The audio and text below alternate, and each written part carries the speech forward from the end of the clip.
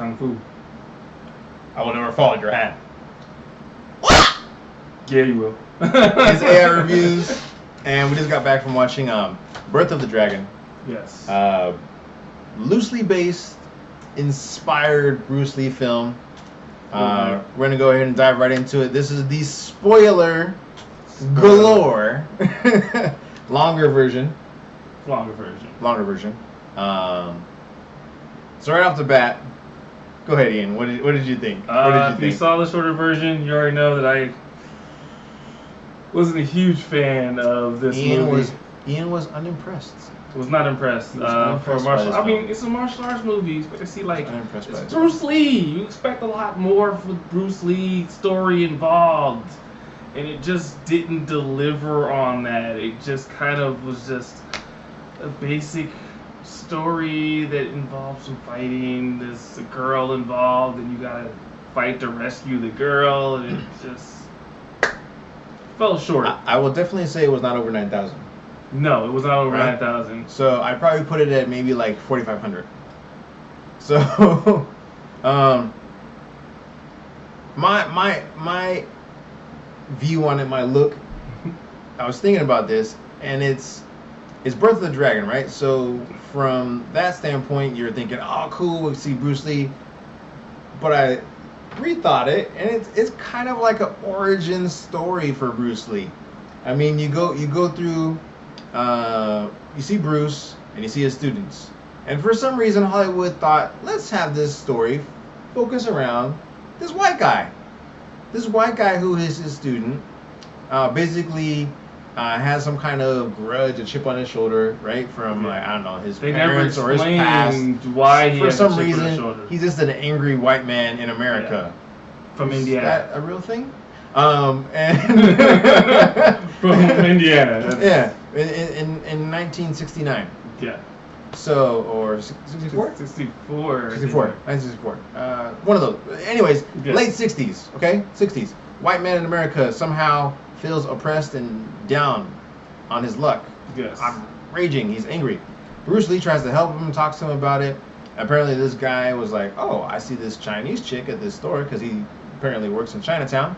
Yeah. And then all of a sudden they introduce kind of like, I guess, your overall, like a subplot maybe, I guess you want to say. So he ends up falling in love with this chick. He wants to free her because, right, back then, people who were getting smuggled in from China had to work it off, and they were getting trapped, and apparently this girl is trapped, and the only way to free her, he has to figure out a way to free her. Basically becomes his big focal point. To pay off her debt for bringing her over, which they keep alluding that she will never actually pay Right, off. She's basically just going to be a prisoner. And she should be happy that she's not working in the whorehouse, basically. That is pretty much what they tell her. And she wants to learn English, and yada, yada, yada. And mind you, this is probably like 30 minutes in, and we've seen maybe one action scene. At that. And it was basically just an exchange of punches. Yeah, in the beginning. Well, no. There's that, and then when he fights. So there's Bruce Lee's student wants to try to, I've been learning Sifu. Look at me. Punches. And Bruce Lee's like, you don't know who you are, and you're not even on my level. Yeah. Why are you even trying right now? Like you don't have you gotta focus. Like you're too focused on rage, because I already beat you. I'm in your head. Which I thought that was weird too, because Bruce Lee first starts out trying to focus the guy, and he doesn't listen. But then he listens to Wong Jack Man. Yeah, and it was like, what? They're basically both kind of told the same exact same thing, right? Yeah. So, which I thought was funny. Like the first time, so this white guy, I forget his name. It's not even important, to be honest with you. You can easily, they say his name multiple times, and you're just like, I don't care at this point, right? So this guy thinks that, oh, Bruce Lee won't teach me the way I want to be taught. And he kind of has a grudge that he couldn't beat him in this fight. Yeah. So him and another student are talking. They see this article, and Wong Jack Man is basically coming to America. Basically, it says, right? Because he's reading the Chinese newspaper basically, and he sees this article. So he's like, oh, I'll go down there. I'll meet him. I'll talk to him. Blah blah. I'll show him around. So he does it because Wong Jack Man is a generally a nice guy apparently, and he's like, cool, we'll go. I'll take you to see the Golden Gate Bridge. Yada yada yada, and all this other stuff, right? So they go. And then Wong Jack Man is giving him like kind of like all this Shaolin, like kind of spiritual stuff, and it sounds just like Bruce Lee when he told him. Yeah, when he told him like, well, no, you don't need to feel the rage and center yourself and all that stuff. And he's treating like Bruce Lee is just teaching us to be angry and beat up thugs. And I'm like, but kick ass. But I swear he told you the same thing. Yeah. And you just ignored all of that. Exactly. And then said, oh, Bruce Lee is teaching me this. And I'm like, he's just teaching us to kick ass and be a Hollywood movie star. Yeah, I'm like, is that what he really told you? Because he told you that don't carry the weight of your chip that you have on your shoulder will weigh you down in a fight. Yeah. He basically trying to kick down. He even tells him later on in the film that Sifu's task is to train his Todai, his students, in a direction that he can feel centered with himself, and so he's at ease. And basically, his student is like, what? But then when Wong Jack Man says almost the exact same thing, he's like, man, you're so knowledgeable. I can't believe. It's like, kind of. I can't believe Bruce Lee isn't teaching me this, and I don't understand. It was like it'd be like going to go play basketball with Michael Jordan, yeah. and Mike's telling you something, and then you go play basketball with Magic Johnson, and then Magic tells you something, and you're like, Magic, you are so much wiser than Jordan. But Jordan just told you the same thing. Like, I'm not really sure. I mean, I would have hoped they would have had maybe like some Bruce Lee enthusiasts, maybe to film check the script or something. But it's Hollywood, so they do whatever they want. Anyways, this white guy continues to be the focal point, and for some reason, and he can't fight. He's not that good of a fighter at all. Granted, yes, I know. Perfect way to stereotype him, right? He's a Westerner white man trying to learn kung fu from Bruce Lee, and he gets his butt kicked, right? Trying to be brave. However, prior to this happening, the Chinese underground, the street gangs, basically have some kind of agreement with Bruce Lee, right? Like to leave him alone. To leave him alone, and the reason how this comes to be, I guess, back in China, Bruce Lee kicked some upper level Chinese triad dude's son's butt and broke his leg. Yes. So they have an agreement. They won't try to shake Bruce down while he's teaching in Chinatown, as long as Bruce Lee leaves them alone. Yeah. So this guy has a great idea. Oh, hey, I'll ask Bruce Lee to help me free this girl because I love her. Basically, basically, just a horny white dude trying to get another Asian female. Imagine that.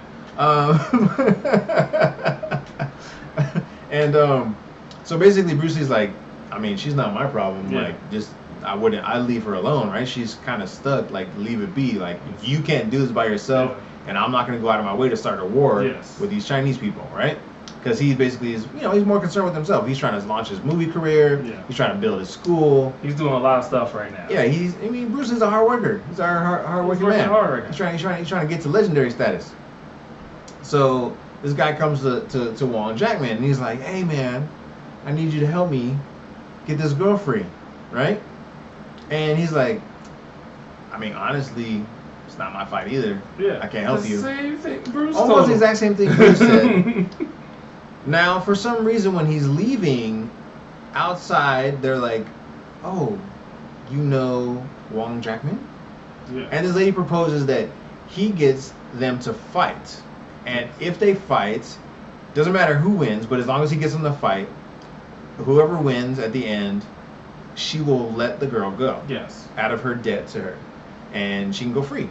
And he can go run off and be happily ever after, yada, yada, yada. Yeah. And then so he's like, all right, cool. So he kind of sets up the fight. He kind of plays to Jack Wallman's, like, basically focuses on him trying to be peaceful and helpful. And a friend of man, so to speak, and helping people on their journey. So he plays that up, and he's like, he gives in, right? At least that's what he wants you to think. Yeah. And then later on, he like goes and he talks to the girl, and she's like, oh, why is it okay for me to talk to you? And he's like, oh, I broke a deal. Yeah. You're gonna get free. And she's like, what about all the other girls that are in here? He's like, I'm not worried about them. Harem. No, he basically kind of. I mean, I know at that point he kind of seems very like a jerk. Yeah. He's like, oh, like I didn't really think about anyone else. I was trying to get you. Yeah. So she's they go like on a date too, which was also weird. Yeah. That like they go date, play baseball, and it was just like, okay. Well, that was a tie into the baseball Reader's Digest that he gave her. Yeah. Right, to learn English. So it was just it was a bunch of unnecessary plot. It was kind of strange. There was a lot of things that didn't have anything to do with fighting. Yes. A whole lot of things that had to do with Hollywood romanticizing and this legendary rumored fight between Wong Jack Man and Bruce Lee. So, despite all this, there are some decent fight scenes. I enjoyed the fight scene between Bruce and Wong Jack Man initially. There's probably maybe some artistic or I don't know camera angles that I don't know. It was great. They started off right, and I think they started just playing with what they can do and switching angles. Yeah. And they would speed it up and go to slow motion and then speed it up and they basically teleport to the side of the actual fight. And I'm like, okay. Did you notice how they try to emulate?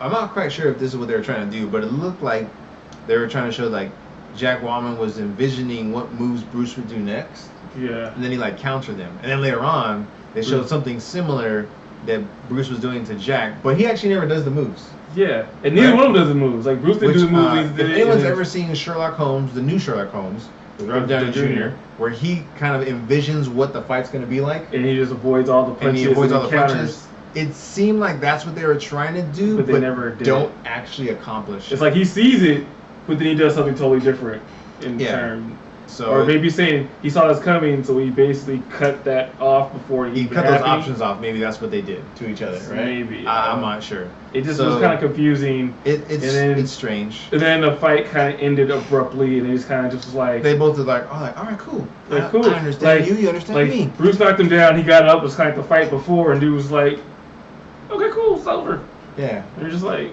All right, it's over. And there was one point where Wong Jack Man was about to choke Bruce Lee out. Yes. And he could have easily just socked him, and he whispers something to him. Yes. And that changes the whole fight, right? That changes the whole course of the movie. Which again, this kind of validates why I said this is kind of like a very odd origin story for Bruce Lee's Jeet Kune Do style that he ends up coming up with. Yeah. That what he says to him basically changes the whole course of his train of thought, and then he ends up coming with the whole style of be like water, and then it says, I think it's that. There we go. In 1969, I think it's when he ends up developing the Jeet Kune Do, is what they say at the end of the film. Yeah, so just like a couple years later. Yeah, the ending fight scene is good. I liked it. It was the action that the movie desperately needed. Yes. Desperately. But I feel like they just tacked that on because they needed to wrap up the story they started earlier. Yeah, kind of, right? Like they kind of... So you get the two where they tied, and then the triad people get upset. They're like, oh, there's like $15 million waiting in bets because there's not an actual winner. So they're like, well, if you guys don't decide, we're going to sell this girl to a poorhouse. I thought weird because if you think about it in terms of betting, if they tie, everyone loses. So they kind of would want to tie because they keep all the money. Hey man, it's that's how real betting goes. China. Maybe that's if not a how bet goes and there's a tie, then it means the house wins everything and everyone else loses because that's how a tie goes in betting. So I'm sitting there going, why are you upset that there's no winner? You should say there's a tie. You should have bet on a tie. If not, oh well, you lose. It's like going roulette and green comes up. Everyone lost that bet on red and black. That is a valid point. I will tip my hat to you, sir. That is a valid point. It's like the house just wins. The only thing I can think of is maybe because they're trying to be like honorable for the whole fact that it would have to do with like the Shaolin process, and if they went and announced the winner on their own, or if they just told all the people who were going to lose, it was such a hyped up fight in their community that maybe there'd be like a public outcry and they could have. But all fighting bets, there's ties. The Conor McGregor fight this weekend with Mayweather can end in a draw, and if you bet on one person, what happens? You lose your money. That's not happening. I'm not saying it's not happening, but I'm just saying that can be an outcome. Mm-hmm. So overall, I believe Ian. If you watched our short one, Ian gave it a 2. I gave it a 3 because I don't think it's that bad. He's debating on giving it a 1. I could totally tell. There are movies that are way worse, right? So way worse. I'm still gonna give it it's a solid 3. I would not give it lower than that. I would definitely not give it any higher. It's a decent watch, especially if you're a Bruce Lee fan. Ian, likes Bruce Lee. He is not like the biggest fan. I'm not the biggest fan. So I think he represents your average moviegoer. If you're an average moviegoer that just wants to see his film and doesn't really know too much about Bruce Lee, you're probably going to give it a 2, maybe 2.5. It's not going to be a must-watch. Like, if you missed the movie, you're not going to be like, oh, I missed some great cinema. You're just going to be like, yeah, it was a movie. Yeah, I mean, really... from a cinematic standpoint, you're not seeing anything special. They're not breaking ground here or anything else like that. They do a smidge of wire fu. There's that one weird moment where he, like, teaches Bruce Lee to, like, use his chi to jump off this, like, float down, second story, like, stairwell thing. Which I also didn't realize later in the fight where he does it and he basically jumps down the stairs to go back up the stairs. Yes, that didn't make any sense to me either. No point in that. Oh, that was to set up the quick one-two punch. Yeah, which didn't make sense because you're right up there. And you're going to go back up there, so why just stay up there and just walk over? Yeah. Oh, and then there's an ending scene. Obviously, if you're watching this, like I said, there's spoilers. So there's this ending scene where the kid whose leg he broke happens to be there. I guess he came with his pops. Yeah. And he's like, "Do you remember me, you bastard?" And then he pulls out this double-barrel shotgun, and Bruce Lee is like, "Wah!" and like does this kick. And then Wong Jack Man is like, "Is that my kick? Like, is that the Shaolin kick?" Is that the kick that almost killed somebody? He's like, "I don't know. Is it? You tell me." And then the kind of that's the end of the fighting in the film. You see no more. So in I think this film was like maybe like a 90-minute film, I want to say. Yeah, that's about. It could have been a smidge longer, but I think that sounds about right for the runtime. So in about 90 minutes, there is 15, maybe. It's 15 minutes maybe of fighting. 25 minutes of overall fighting in the film. Like 10 from the very beginning. Decent fighting. Yeah, maybe about 10 of decent actual choreographed fights, obviously. Yes. And in the beginning, right, you even see too, right, like Bruce is doing a lot of hand punches. They talk about the 1-inch punch. Yes. They don't talk about like this push-ups and some stuff like that. I mean, there's this footage of him doing the 1-inch punch and whatnot. Yeah. So it seems like they try to up a lot though. Yeah, they hype it up a lot. He even tells Jack Man, "I'll teach you," and he's like, "I would like to learn that." Yes. So I don't know. So overall, once again, a 2 here, 3 here. I would say a solid 2.5 overall from the both of us. Ian is suggesting that you can stay home, miss it. I'm saying I'm gonna agree a little bit here and say you could stay home and miss it. If you are a Bruce Lee fan, I say check it out. If you have nothing else to watch this weekend, you really feel like going to the movies and you before the fights and everything else. So I say check it out. If not, hey, save your money. Pretty much. But once again, I'd like to thank everyone for watching. Don't forget to subscribe, like, and comment the video. And if you feel the need to share, or you know somebody that says, "Hey, you need to watch these guys," right? Yes. Please feel free to share. So you say to everybody, you need to watch these guys. Please feel free to share the video. So thank you for watching once again. Yes. Peace. Peace.